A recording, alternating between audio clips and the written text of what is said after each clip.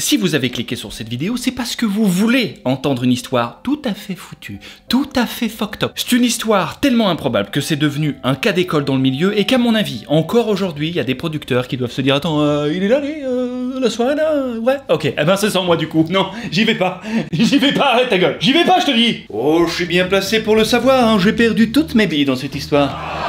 Ne soyez pas ému, contrairement à lui, je n'ai pas eu d'AVC, hein. Horrible, horrible. Touchons du bois, rapidement. Comment ça, c'est pas du bois? Je dois uniquement ma survie à Airop, le partenaire de cette vidéo. Est-ce son expérience olfactive qui te permet de transformer une eau fade en un oasis de goût? Ou juste le fait de pouvoir frimer en buvant? Ça va le poignet? La nuque peut-être, c'est ça. Si, la nuque, si. Allez, santé, hein. Je ne m'en serais probablement jamais sorti sans cette dose de plaisir quotidien. Et vous savez ce qu'on dit? There is no planet B. Alors, optez pour la gourdasse, mais pas n'importe laquelle. La coquette gourdasse. Profitez de la deuxième génération de gourdes Airop totalement repensée en utilisant mon lien en description pour profiter de moins 15% de réduction avec le code MAT sur toutes les gourdes. Maintenant, redescendons en enfer, s'il vous plaît. L'histoire poisseuse que je m'apprête à vous raconter est celle de Terry Gilliam. Alors ça vous dit peut-être rien à pas mal d'entre vous, mais ce mec est une pointure dans son milieu. Acteur et réalisateur américano-britannique, il est surtout connu pour avoir fait partie des Monty Python, un groupe de comédiens qui ont révolutionné l'humour à leur époque. Alain Chabat s'est beaucoup inspiré d'eux, par exemple, avec Les Nuls, avec La Cité de la Peur, peut-être même que les créateurs de Rick et Morty s'en sont inspirés aussi, on ne sait pas, bref. C'est des pointures les mecs. La poisse de ce monsieur s'est étendue sur plusieurs années, et pour bien comprendre l'étendue de cette merde, il faut revenir dans les années 2000. Terry vient de sortir deux gros bangers qu'il a réalisés, L'Armée des 12 singes avec Bruce Willis et Las Vegas Parano avec Johnny Depp. Deux films que je n'ai absolument pas vu. Voilà, il faut le dire ce qui est, voilà, je suis désolé. En full confiance, Terry entreprend alors d'adapter au cinéma l'un des romans les plus connus au monde et qu'il fait fantasmer depuis plus de 10 ans. Don Quixote de Miguel de Cervantes, si. Oui, on rend honneur à l'écrivain en prononçant correctement son nom, c'est sûr. Alors je vous le dis tout de suite, il se serait dit à ce moment-là, tiens donc j'ai envie de repeindre la basilique Saint-Pierre à l'aide d'un coton-tige. Il aurait eu moins d'emmerde, bien sûr. Pour ceux qui n'ont jamais lu ce roman, il suit la vie d'un noble espagnol qui a lu un petit peu trop d'histoires sur les chevaliers et qui va perdre complètement la boule en partant à la conquête de grandes aventures accompagné de son écuyer Sancho Panza. Déjà là, t'as envie de lui mettre une petite rouste. Tu vois pas que c'est un faux ce mec, hein? C'est un signe, bon sang. Tu vois pas que c'est toi qui vas devenir complètement zinzin dans cette histoire? Je veux juste adapter un bookings, ok? Je viens de sortir de deux bangers. Tu vas bientôt l'appeler le projet maudit ton adaptation, t'inquiète pas. Ouais. Et notre ami a déjà choisi ses poulains. Don Quichotte sera joué par Jean Rochefort. Cocorico, hein, comme on dit, voilà. Je suis pas du tout français, je vous l'ai déjà dit ou pas? Ah non, c'est juste une info, hein, je le glisse comme ça, voilà. L'acteur français est ravi, évidemment, et pour ce rôle, il va pendant 7 mois durant apprendre l'anglais. Le rôle de l'écuyer, quant à lui, est confié à un jeune... Johnny Depp? Il est confié à Johnny Depp, voilà.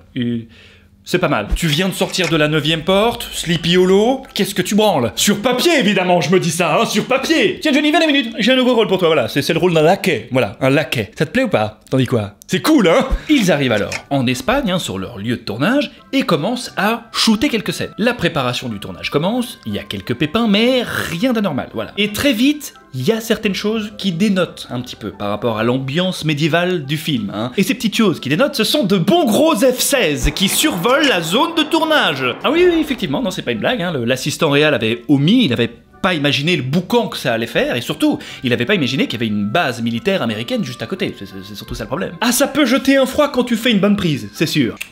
Écuyez, portez-moi au sol et lavez-moi l'entrefesse, je vous prie. Super, super. Vous savez, j'ai longtemps pensé que vous feriez un piètre écuyer, mais... Sauf que Terry, c'est un têtu, le gars. Il lâche pas l'affaire facilement. Et il décide de maintenir l'agenda. Mais c'est foutu, Terry, l'agenda il est bousillé. On maintient l'agenda. De toute façon, il va pas pouvoir le maintenir bien longtemps puisque il n'avait pas prévu que quelques jours plus tard viendrait un autre problème. Une autre catastrophe, hein, qui viendrait très vite lui dire « Eh dis donc, ton tournage, hein, ça dégage, hein !» Bon, on parle tout de même de catastrophes de type naturel, hein, de catastrophes, je dirais, de type torrentiel, destructrice, voilà, qui viennent détruire la moitié de ton matériel et inonder les acteurs, quoi. C'est quand même pas négligeable.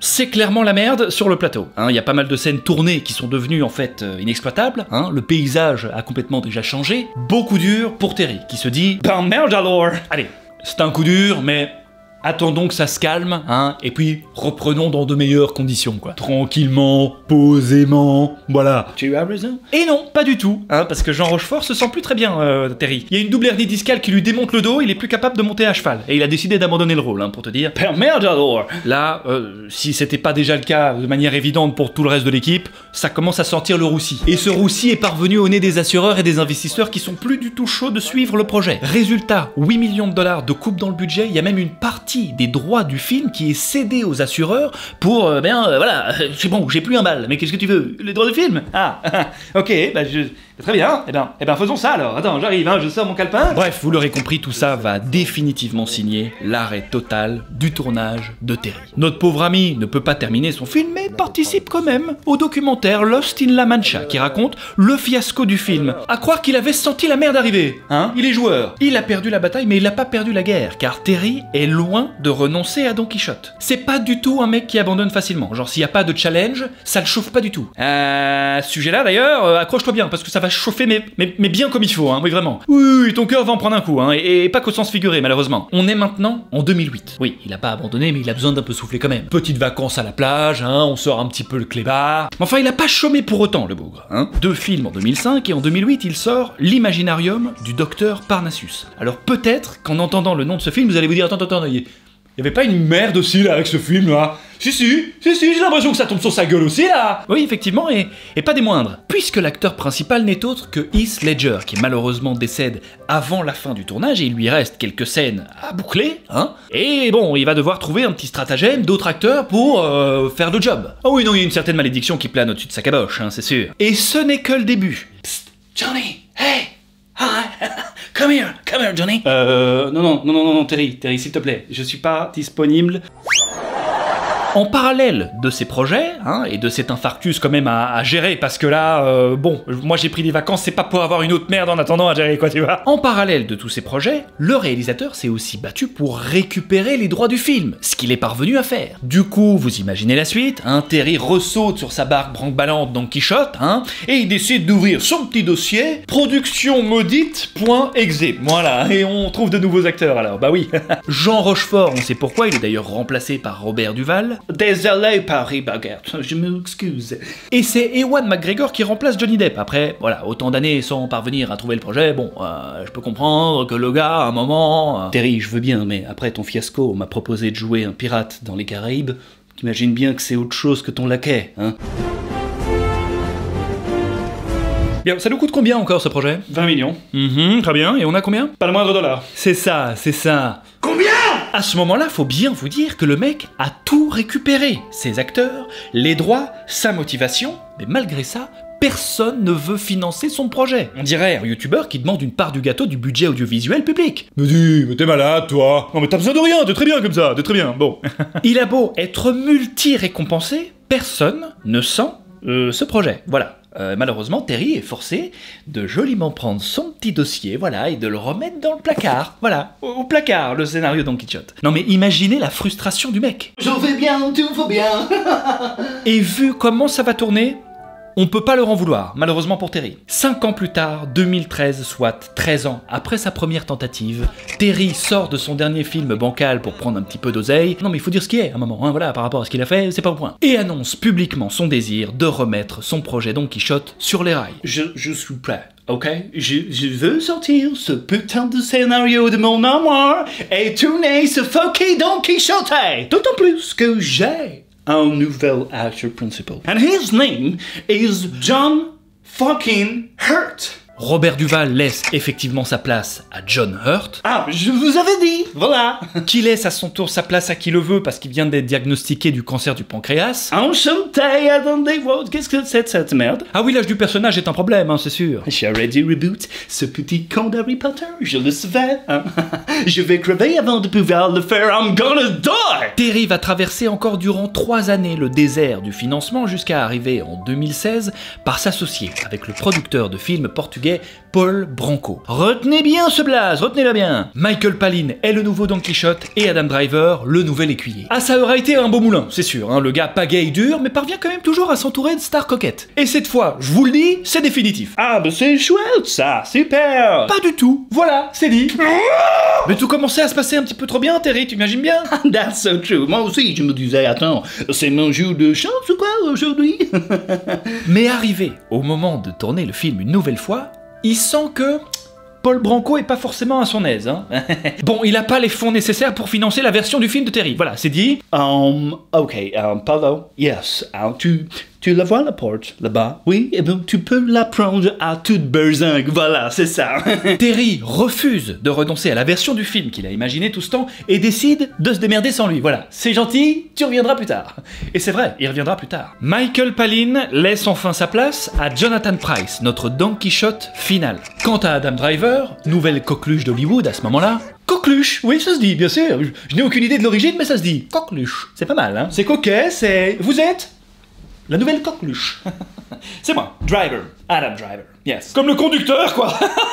Et Adam et Ève, la pomme d'Adam, c'est ça.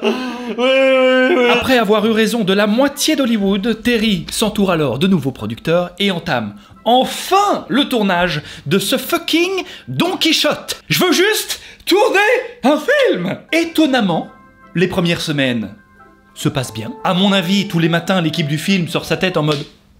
Bon bah ça a l'air de continuer cette histoire, d'accord. Ok, j'ai cru que... C'est fini? Non, d'accord, ok. Mais comme absolument rien, nada, Kochi ne se passe comme prévu depuis le projet maudit, comme Terry l'appelle désormais par ce charmant petit nom. Oui, c'est mon petit projet maudit, oui. Une nouvelle merde inédite vient frapper une nouvelle fois le bout du museau de Terry, à quelques scènes à peine de boucler son tournage. Ah ça c'est ballot, ça c'est sûr, un vrai timing de fils de pute, on peut le dire, hein, et c'est pourquoi juste cette fois? Ouais, dis, tu te souviens de Paulo Branco, là, le producteur portugais? Oui, je me souviens. Bah disons qu'il a toujours les droits, hein, légalement, donc là malheureusement il va aller au prud'homme. En première instance, c'est ça, pour faire en sorte que ton film soit exploitable nulle part, voilà. Mais t'inquiète pas pour le moment, d'accord? Finis ton tournage à ton aise, et puis on voit ensuite, quoi. Oh wow, that's fucking marvelous. Voilà, faut juste garder en tête que t'auras beau le monter dans tous les sens que tu veux, tu pourras pas l'exploiter sans son accord, quoi, c'est juste ça. Oui, ça va, j'ai compris. Mais ça serait mal connaître Terry que de penser qu'il va tout abandonner, attendez, non. Le 4 juin 2017, il pose, en toute sérénité, sur Facebook. Ok, voilà, donc, désolé pour le silence, but j'ai fini, j'ai terminé de filmer mon œuvre, et elle arrive bientôt, ok, mon œuvre arrive. Muchas gracias a todos, ok? See you later. Bon, il est en mode, ok, tu veux jouer, Branco? C'est ça que tu veux jouer? Eh ben, on va jouer alors, mon petit Gugus. Hein, ça tombe bien, j'ai quelques contacts dans certains festivals. Oui, Festival de Cannes, ça me paraît bien, écoute. Partons là-dessus. Regarde bien, mon Branco, regarde bien. Mais attends, et la justice va bientôt rendre son verdict, hein. C'est plutôt mal barré. Malgré le souhait du producteur d'empêcher toute exploitation du film, la justice française autorise officiellement sa projection au Festival de Cannes 2018. Comme quoi, même au fond d'un trou à rats, la lumière peut parfois passer, Terry. C'est ça qu'il faut retenir. Pardon, excusez-moi. Allô? C'est pas vrai. Ok, d'accord. Eh bien, Terry Gilliam vient de faire un AVC à quelques jours du Festival de Cannes. C'est une mise en scène incroyable, merci beaucoup. Ça mériterait une petite projection. Manquait qu'un petit pépin de santé du réalisateur, j'ai l'impression. Non, par contre, là, il est victime de voodoo, hein. Je veux dire, il y a un marabout probablement mandaté par les Brancos qui a dû sévir, c'est pas possible autrement. À ce moment-là, on sait pas trop s'il va pouvoir assister à son propre film. Peut-être la seule et unique projection de son film, les gars. Et il peut peut-être pas y assister. Mais finalement, après un très long suspense, Terry Gilliam rejoint finalement le Festival de Cannes sur ses deux pattes et assiste à la première du film au Festival de Cannes en présence de toute l'équipe du film. Rêvé pendant un quart de vie, comptant près d'une dizaine de tentatives de production, l'homme qui tua Don Quichotte reçoit un accueil mitigé. C'est tristounet à dire, hein, c'est vraiment... c'est horrible à dire. Mais c'est la vérité. Mais non, je ne blague pas. J'aurais voulu, évidemment, rien que pour lui, que ce soit un succès incroyable. Après, je peux imaginer, hein, les gens respectent, évidemment, la persévérance du bonhomme, attention, hein, point d'honneur. Personne ne le ferait. Mais lui, il l'a fait. Qu'est-ce qu'il en a tiré? Je ne sais pas. Des bonnes leçons probablement. Quelqu'un veut les mêmes leçons de vie là peut-être? Hein? Malheureusement le film a un budget de 16 millions et fait un four au box-office. Mais il faut préciser tout de même que le film a dû faire face à une ultime embûche d'envergure. Le retour du côté obscur du projet de Terry. Car devinez qui sort de derrière les fourrés au Festival de Cannes là, hein? Avec une petite décision de justice dans la popoche. Paul Branco. Je n'en peux plus. La justice a donné raison à Paul Branco et estime que le film n'aurait pas dû se faire sans son accord. L'exploitation du film est à l'arrêt total et Terry est condamné à payer 10 000 $ de dommages et intérêts à Paul Branco. Ok, tu m'as eu, wow, $10,000. Oh, autrement dit, une cook. Ah, mon pauvre Terry, c'est bien que tu le prennes comme ça, tu sais. Près de 20 ans pour sortir un film dont l'exploitation est sabotée. Mentalement, c'est pas possible autrement, ça l'a probablement saboté. Hein. D'ailleurs, depuis ce film, il a plus rien sorti. Hein. Ça fait 6 ans, si tu regardes sa filmographie, ça n'a jamais été aussi long entre deux films. Jusqu'à récemment, Terry Gilliam est de retour. L'histoire de Dieu lui-même, déçu par les humains qui décident d'aller les décimer, hein, mais qui est finalement retenu quand même par Satan. Oui, non mais je sais ce que vous allez me dire. Mais c'est moi, je l'ai mal vendu. Bon écoute Terry, t'as pas plutôt envie de faire une, je sais pas moi, une petite rom-com, hein? Voilà, un truc un petit peu facile, un petit peu low budget, hein? On minimise les prises de risque. Au casting, Adam Driver et tous les meilleurs d'Hollywood qui commencent par un J. Voilà, c'est clair? Jeff Bridges, Johnny Depp et Jason Momoa. Voilà, vous me le mettez aussi là. Oui, foutez-les-moi tous. Voilà. Enfin pour l'instant, hein, on sait jamais que le casting change un petit peu, hein. On connaît le bonhomme. Et voilà les amis, c'est la fin de cette histoire rocambolesque, au possible, hein, catastrophique, vous en conviendrez. J'espère que vous avez kiffé ce nouveau type de vidéo, hein, c'est des histoires, voilà, les faits réels, on aime bien raconter dans le noir, et là je raconte d'autres histoires, dans la lumière, voilà. Et n'oubliez pas votre petite gourdasse, hein, les cocos, vous l'aurez compris, moi ça m'a sauvé d'une folie certaine. Dites-moi en commentaire ce que vous en avez pensé de cette histoire, peut-être que vous connaissez d'autres histoires incroyables que vous avez envie que je vous raconte. Et quant à nous, d'ici là, on se retrouve dans 2 semaines pour la suite d'une vidéo que vous avez beaucoup appréciée. À très vite. Ciao. N'oublie pas de t'abonner. N'oublie pas de t'abonner. Franchement, je vais être honnête avec toi. Si tu t'abonnes cette fois, t'auras du chocolat. Du chocolat.